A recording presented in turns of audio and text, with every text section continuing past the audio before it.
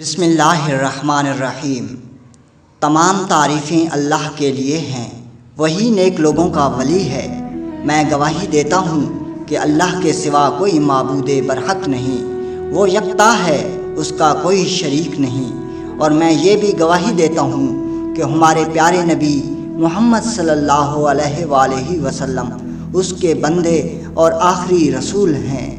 اے اللہ پاک ان پر، ان کی آل پر اور تمام صحابہ اکرام پر رحمتیں، سلامتی اور برکتیں نازل فرما۔ کٹی خیل یوٹیوب چینل کے پیارے دوستوں، میری بہنوں اور میرے پیارے بھائیوں، السلام علیکم۔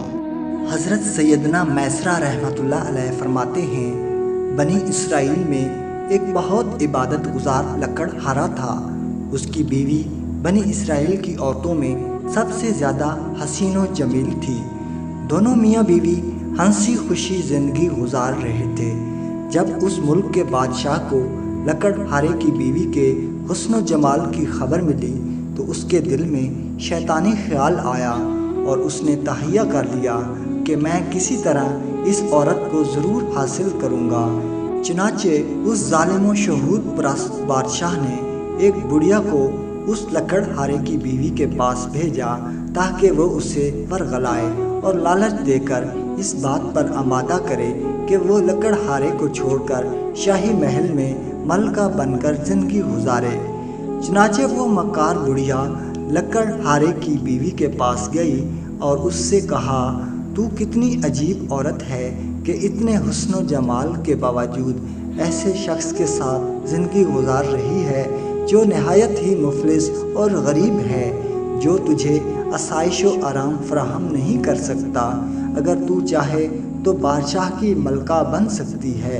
بادشاہ نے پیغام بھیجا ہے کہ اگر تو لکڑہارے کو چھوڑ دے گی تو میں تجھے اس جھونپڑی سے نکال کر اپنے محل کی زینت بناؤں گا، تجھے ہیرے جواہرات سے آراستہ و پیراستہ کر دوں گا، تیرے لیے ریشم اور عمدہ کپڑوں کا لباس ہوگا، ہر وقت تیری خدمت کے لیے کنیزیں اور خدام ہاتھ باندھے کھڑے ہوں گے اور تجھے اعلیٰ درجے کے بستر اور تمام سہولتیں مل جائیں گی۔ بس تو اس غریب لکڑہارے کو چھوڑ کر میرے پاس چلی آ۔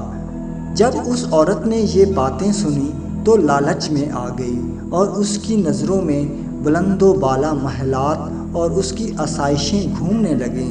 چنانچہ اس نے لکڑہارے سے بے رخی اختیار کر لی اور ہر وقت اس سے ناراض رہنے لگی۔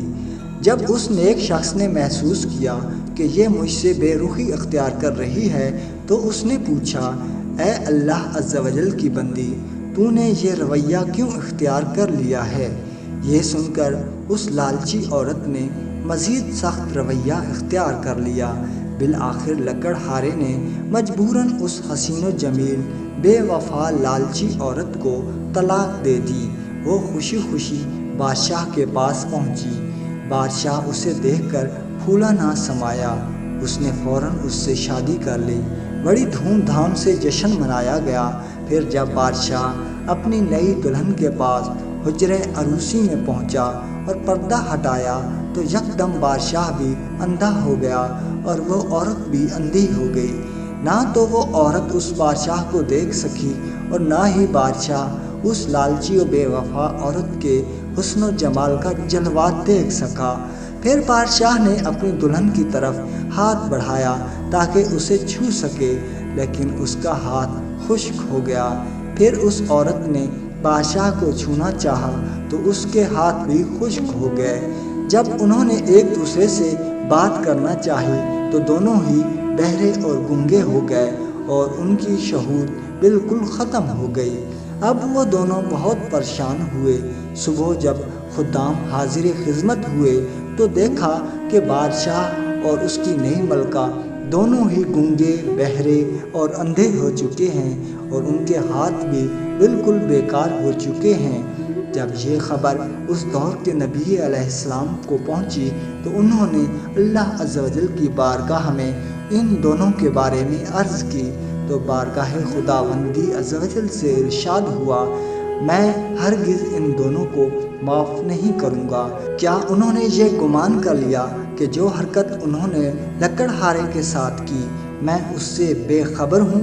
اے ہمارے اللہ عز و جل، ہمیں اپنے عذاب سے محفوظ رکھ اور ہمیں دنیا اور عورت کے فتنے سے محفوظ رکھ۔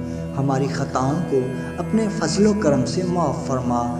دنیا کی محبت سے بچا کر اپنے پیارے حبیب صلی اللہ علیہ وآلہ وسلم کے عشق حقیقی کی دولت سے مالا مال فرما، آمین۔ ناظرین، نیکسٹ ویڈیو کے لیے ہمارے چینل کو سبسکرائب کیجیے۔ اللہ نگہبان۔